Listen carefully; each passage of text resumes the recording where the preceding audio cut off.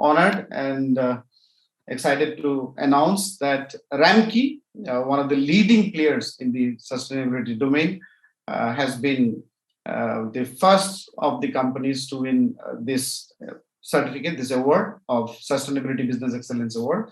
And we have online Mr. Masood Malik, Joint Managing Director of Ramki Enviro, one of the, I think, most intellectual and finest speakers on sustainability and many other topics with us to receive this. It's virtual, so we can only virtually deliver this. I would request Mr. Masood Malik to kindly deliver your address and your views also, in addition to collecting the award. Thank you so much. Thank you so much to the organizers and all my fellow partners who've worked tirelessly with Akram to bring together this fantastic gathering.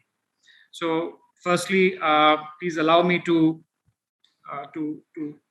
humbly accept this honor, this award, this recognition on behalf of my 20,000 colleagues who are actually the heroes who are out there collecting all this material across the country, and in fact in 11 countries now across the world, and putting it to a resource recovery cycle, to a circular economy cycle, and away from the traditional pathways that resulted in waste and all the challenges that waste used to bring to us.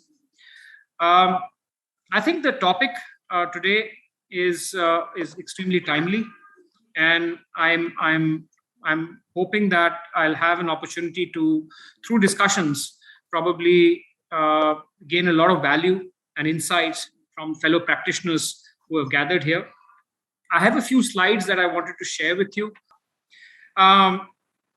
Very happy to introduce Ramki Enviro. Ramki Enviro was among the first of the integrated waste management companies in India. Today, it is on a path of evolving into a resource management company with over 85 facilities across the world.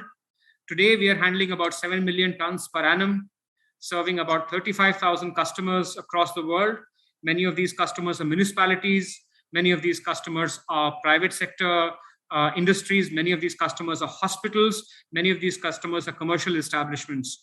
And really privileged to be part of an environmental company, which today has over 20,000 employees, 20,000 partners that I have the privilege to work with on a daily basis. This is just where we are. The idea of going beyond India was to either learn from developed geographies and areas where there are unique challenges that we can learn from and bring back to other developing economies. So our presence in Singapore, our presence in North America is essentially to learn and explore new paradigms, new technologies, new ways of doing things and becoming a better organization.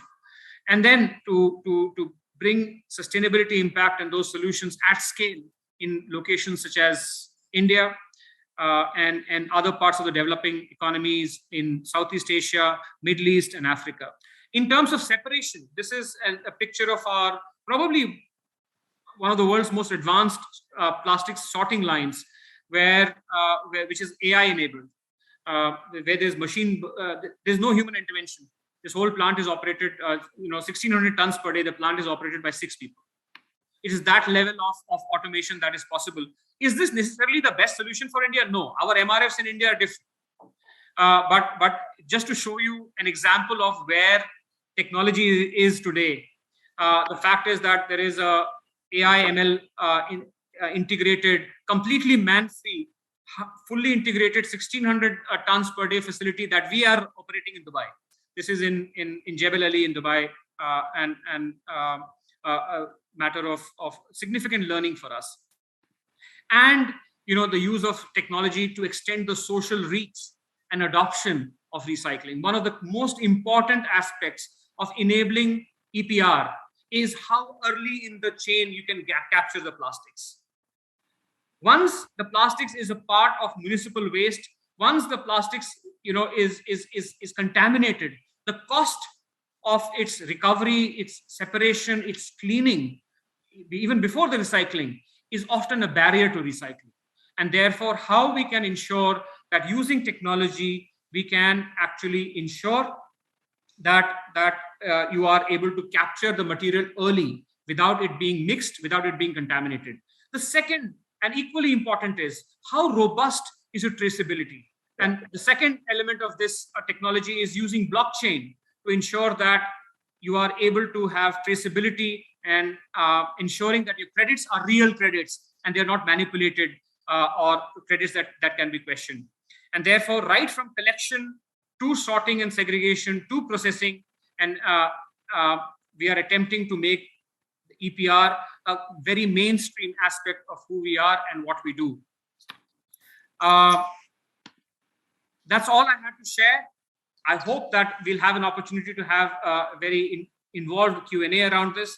Thank you once again, Akram and the Policy Times, and all my other fellow partners for giving us this opportunity to present our thoughts here.